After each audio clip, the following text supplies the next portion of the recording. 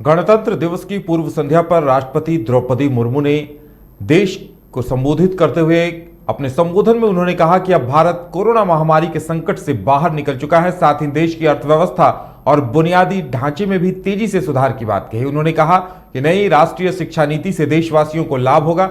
उन्होंने सभी से अपील की कि वो अपनी क्षमताओं का पूरा उपयोग करें। राष्ट्रपति ने कहा कि विकास और पर्यावरण में संतुलन बहुत ही जरूरी है। उन्होंने कहा कि गरीब कल्याण योजना से गरीबों को लाभ पहुंचेगा और किसी भी गरीब को भूखे पेट नहीं सोना पड़ेगा। हमारा उद्देश्य न केवल उन लोगों के जीवन की बाधाओं को दूर करना और उनके विकास में मदद करना, बल्कि उन समुदाय से सीखना भी है।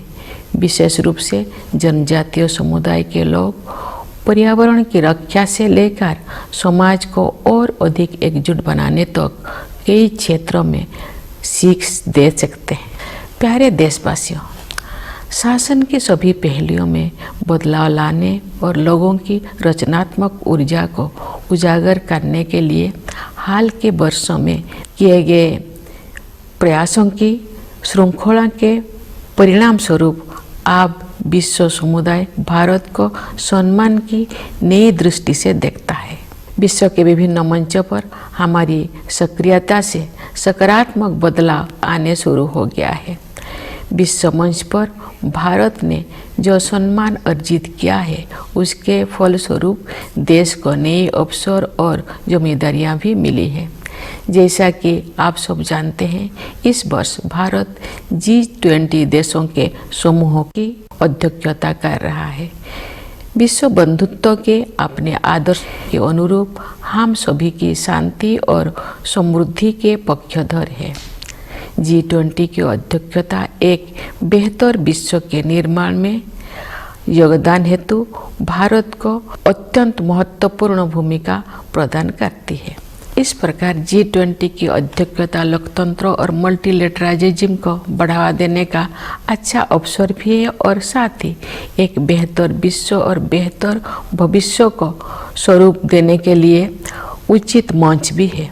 मुझे विश्वास है कि भारत के नेतृत्व में G20 अधिक न्यायपरक और स्थिरतापूर्ण विश्व व्यवस्था के निर्माण के अपने प्रयासों को और आगे बढ़ाने में सफल होगा। G20 के सदस्य देशों के कुल मिलाकर विश्व की आबादी में लगभग 2/3 और ग्लोबल GDP में लगभग 85% हिस्सा है।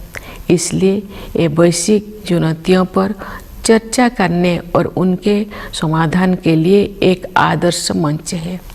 मेरे विचार से ग्लोबल वार्मिंग और जलवायु परिवर्तन ऐसे चुनौतियां हैं जिनका सामना शीघ्रता से करना है।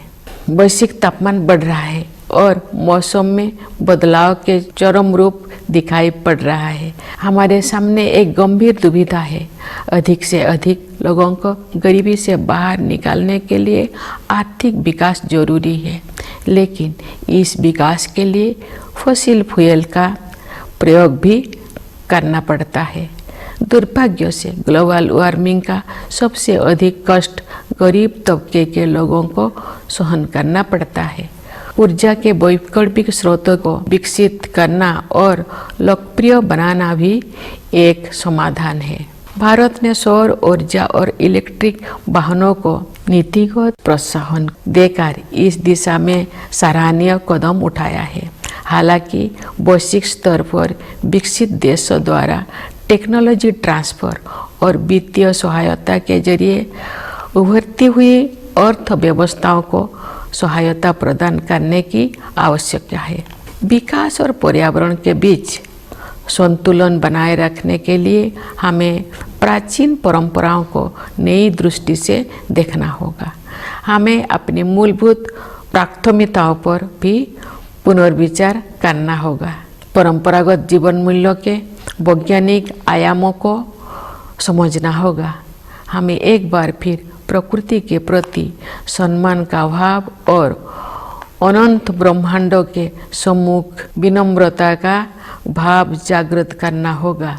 मैं इस बात पर ध्यान आकर्षित करना चाहूँगी कि महात्मा गांधी आधुनिक युग के सच्चे भविष्य द्रष्टा थे, क्योंकि उन्होंने अनियंत्रित औद्योगिकरण से होने वाले आपदाओं को पहले ही भांप लिया था और दुनिया को अपने तौर तरीकों को सुधारने के लिए सचेत कर दिया था। अगर हम चाहते हैं कि हमारे बच्चे इस धरती पर सुखमय जीवन बिताएं तो हमें अपनी जीवन शैली को बदलने की ज़रूरत है। इस संदर्भ में सुझाए गए परिवर्तन में से एक बदलाव भोजन से संबंधित है। मुझे ये जानकर प्रसन्नता हुई है कि संयुक्त राष्ट्र ने भारत के सुझाव को स्वीकार किया है और वर्ष 2023 को the international year of millets घोषित किया है। बाजरा जैसे मोटे अनाज हमारे आहार के मुख्य तत्व हुआ करते थे। समाज के सभी वर्ग उन्हें फिर से पसंद करने लगे हैं। ऐसे अनाज पर्यावरण के अनुकूल है क्योंकि उनकी उपज कम पानी में ही हो जाता है। ये अनाज उच्च स्तर का पोषण भी प्रदान करते हैं। यदि अधिक से अधिक लोग मोटे अनाज को भोजन में शामिल करेंगे तो पर्यावरण संरक्षण में सहायता होगी और लोगों के स्वास्थ्य में भी सुधार होगा। गणतंत्र का 1 और वर्ष बीत चुका है और एक नया वर्ष शुरू हो रहा है। ये अभूतपूर्व परिवर्तन का दौर रहा है। महामारी के प्रकोप से दुनिया कुछ ही दिनों में बदल गई थी। पिछले 3 वर्ष के दौरान जो भी हमें लगा कि हमने वायरस पर काबू पा लिया है तो वायरस फिर किसी विकृत रूप में वापस आ जाता है। लेकिन अब इससे घबराने का कोई ज़रूरत नहीं है क्योंकि हमने ये समझ लिया है कि हमारा नेतृत्व, हमारे वैज्ञानिक और डॉक्टर, हमारे प्रशासक और कोरोना योद्धा किसी भी स्थिति से निपटने के लिए हर संभव प्रयास करेंगे।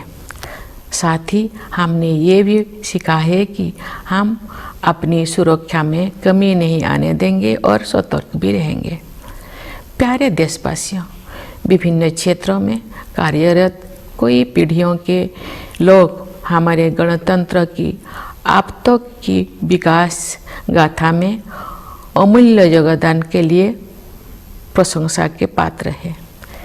मैं किसानों, मजदूरों, वैज्ञानिकों और इंजीनियरों की भूमिकाओं की सराहना करती हूँ, जिसकी सामूहिक शक्ति हमारे देश को जय जवान, जय किसान, जय विज्ञान, जय अनुसंधान की भावना के अनुरूप आगे बढ़ने में सक्षम बनाती है। मैं देश की प्रगति में योगदान देने वाले प्रत्येक नागरिक की सराहना करती हूँ। भारत की संस्कृति और सभ्यता के अग्रदूत प्रवासी भारतीयों का भी मैं अभिवादन करती हूँ। इस अवसर पर मैं उन बहादुर जवानों की विशेष रूप से सराहना करती हूँ जो हमारी सीमाओं की रक्षा करते हैं और किसी भी त्याग तथा बलिदान के लिए सदैव तैयार रहते हैं। देशवासियों को आंतरिक सुरक्षा प्रदान करने वाले समस्त अर्धसैनिक बलों तथा पुलिस बलों के बहादुर जवानों की भी मैं सराहना करती हूँ।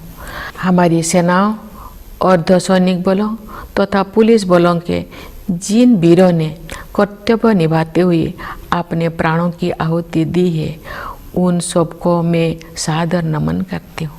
मैं सभी प्यारे बच्चों को उनके उज्जवल भविष्य के लिए हृदय से आशीर्वाद देती हूँ। आप सभी देशवासियों के लिए एक बार फिर मैं गणतंत्र दिवस की हार्दिक शुभकामनाएं व्यक्त करती हूँ। धन्यवाद।